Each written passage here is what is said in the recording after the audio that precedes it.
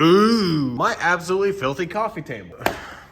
This might seem a bit familiar. Oh God, another one of these. Yes, I bought another one of these garbage fly trap boxes. But this right here is what people like to call the death cube. Typically like big box supermarkets or hardware stores, if they have a garden center, you're guaranteed to find something like this. And of course, they're usually just Venus fly traps. And typically this is everyone's first ever Venus fly trap. It was my first fly trap. This is a brand I have never seen before. Altman Plants. Okay. And yes, I paid $6.97 for this, which is actually not a bad price for one of these. Typically the professionals, they'll sell a typical fly trap about this size for, I'd say, about 10 to 15 bucks. So yeah, you're definitely getting a discount, but there are definitely some compromises. By the way, these were just restocked at my Walmart, and like half of them were completely burnt and dead. It just shows you these plants don't get real sunlight. They look horrible. This is the best looking one I can find, and it's actually the most unique one because I actually really like these super long petioles. And I gotta say, one thing I like about the packaging is that they actually have these openings there, and they also have ventilation holes. Nice. But these right here actually keep the pot still. Like,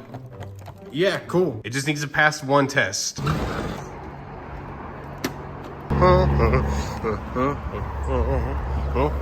We're good. You actually did quite well. So yeah, let's just open this. I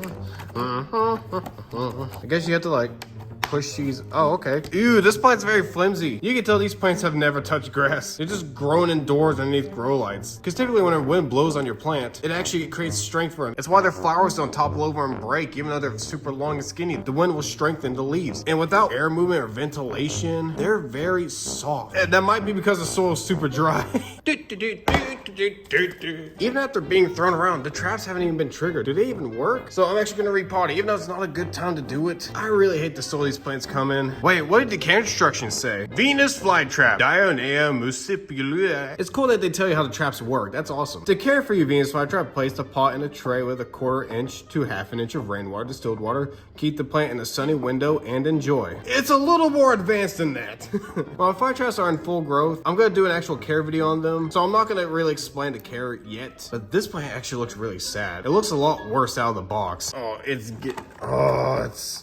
I have a white rug. Oh, it's all over. Oh no. It's just pure peat moss. Peat moss has a very distinct smell. Yeah, that's peat moss. That's just pure peat. I remember those days. I used to do that all the time. Don't recommend it. Dang, these roots don't look very good at all. Because nice, healthy Venus flytrap roots have white tips to them. I'm barely seeing any roots with white tips. It's not good. Oh no. So I'm just gonna pick off all the dead leaves. You're technically supposed to use snips, but it's not. I just don't care. Okay, it looks a little bit, but it looks so sad. So the soil I'm using here, it is sphagnum, peat moss, and perlite. You can use pure sphagnum. In fact, I actually use that on most of my fly traps. I'm just using peat and perlite because I just don't.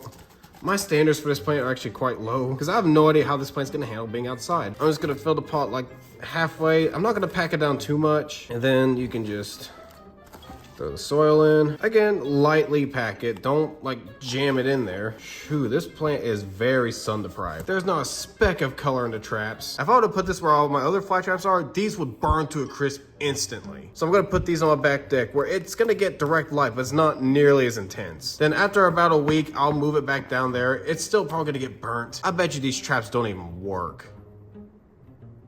They don't even work. Wow. This plant's in really bad condition. It looked really good in the box. It really does prove that looks can be deceiving. So now that this plant's been potted up, I'm gonna flush the soil with water and I'm gonna put this on my back deck. That way it gets a little bit less light. It's still gonna get good light. It's still probably gonna burn, but hopefully we'll see what happens. It looks so sad and lonely. And the gloomy weather isn't helping at all. This poor guy. Okay, well. Jesus Christ. It's the next morning. We actually got some rain, which is awesome. We haven't had rain in forever. They're actually perking up quite a bit, but you can already see they're starting to burn. That's kind of to be expected. Ugh, this leaf looks awful. Yeah, I have no idea how this plant's gonna handle, and I'm gonna update you guys later on. It's been a few days now. It hasn't really grown much, but at least it's not dead. It definitely handled sunlight way better than I thought it would. I thought it was just gonna be completely gone, but as you can see, it just has some light burning here and there. If it can focus, there we go. But I got a good surprise for you guys. I was at a different Walmart last night, and they were selling more of these for $2. They were on sale. They were pretty much the same condition as the others. They were just $2 for some reason. I only bought one of them because I just have so many fly traps. I have no need to take up even more space, but I found this one. It looks horrible, but look at the teeth on these guys. What is this? It's so crunchy looking. If it was just one trap, I think that's just the occasional mutation, but it was all of them. And yeah, this plant looks like absolute junk. So I'm just gonna repot it quickly. Oh no. Oh.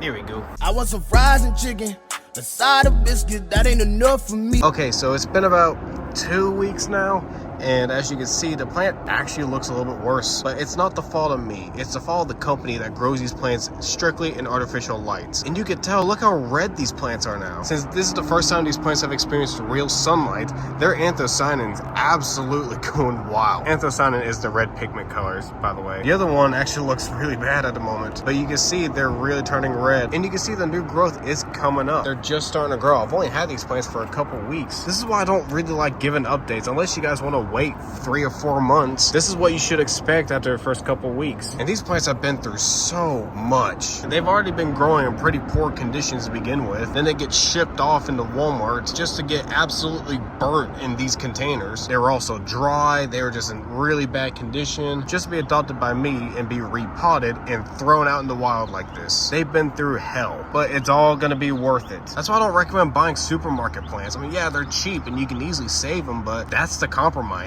Plants are really gonna appreciate their new lives, because I just checked out Walmart now and literally everything was completely dead. So even though they don't look very good right now, at least they're alive. I know they look rough, but just give them some time.